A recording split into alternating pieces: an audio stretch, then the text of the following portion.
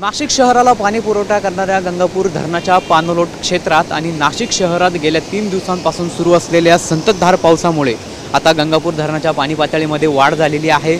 जवळपास नाशिकचं गंगापूर धरण जे आहे ते 91% भरलं असून सततच्या सुरू असलेल्या पावसामुळे धरणातून पाण्याचा जो आहे विसर्ग गोदावरी नदी पात्रात करण्यात आलेला आहे।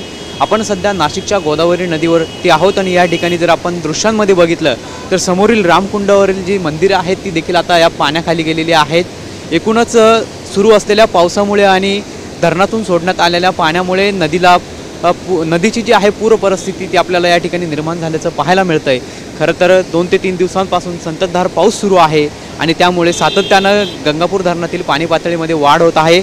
काल संध्याकाळपासून जवळपास 8428 क्यूसेस एवढ्या वेगानं पाण्याचा विसर्ग जो आहे तो गोदावरी नदी पात्रामध्ये करण्यात आलेला आहे आणि आता पुन्हा एकदा आज पहाटे देखील जो पाण्याचा विसर्ग आहे तो सुरूच असून गोदावरी नदीचं हे दृश्य आपण पाहत आहोत। आता सकाळच्या सुमारात देखील आपल्याला पूरसदृश्य परिस्थिती जी आहे ती गोदावरी नदीची पाहायला मिळते।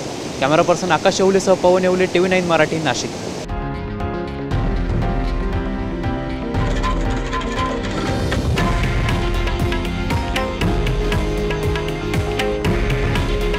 हे आहे देशातील नंबर 1 न्यूज नेटवर्क आणि आपण पाहत आहात TV9 मराठी। काळजी तुमची, हित महाराष्ट्राचं।